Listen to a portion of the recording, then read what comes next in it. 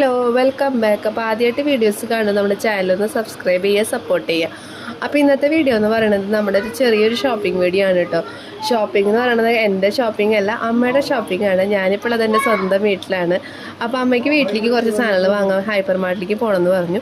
അപ്പം നമ്മുടെ വീടിനടുത്തുള്ള ഹൈപ്പർ മാർട്ടാണ്. ഒരുപാട് ഓഫേഴ്സും കാര്യങ്ങളൊക്കെ നടക്കുന്നതുകൊണ്ട് നമുക്ക് സാധാരണക്കാർക്കും ചെറിയ വിലയ്ക്ക് ഒരുപാട് സാധനങ്ങൾ അവിടെ നിന്ന് വാങ്ങാൻ പറ്റും.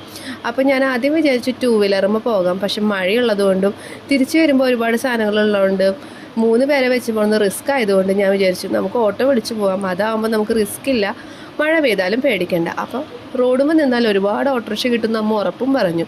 അപ്പം ഞങ്ങൾ 3 ആളും കൂടി റോഡുമ്പോൾ കൂടെ നടന്നു. പക്ഷേ ഒരുപാട് നേരം നടന്നിട്ടാണ് ഞങ്ങൾക്കൊരു കാലി ഓട്ടോറിക്ഷ കിട്ടിയത്.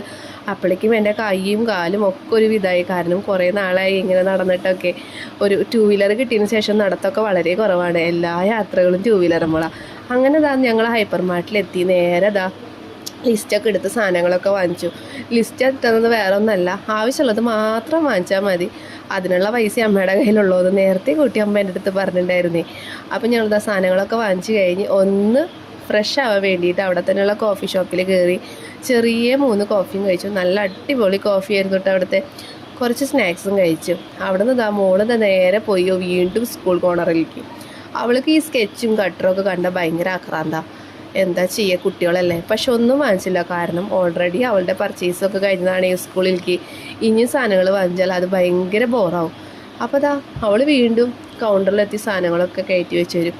അതിപ്പോൾ ഉള്ള സ്വഭാവമല്ല കേട്ടോ, മുന്നേ തന്നെ ഈ ഹൈപ്പർ മാർട്ടിൽ വന്ന മുതലുള്ള സ്വഭാവമാണ്. എല്ലാ സാധനങ്ങളും ബില്ലിംഗ് സെക്ഷനിലേക്ക് അവൾ കയറ്റി വെച്ച് വരും. ഞാനും വിചാരിച്ചു സ്വയംപ്രാപ്തി നല്ലതാണല്ലോ. അപ്പോൾ ഇത്രയേ ഉള്ളൂ. താങ്ക്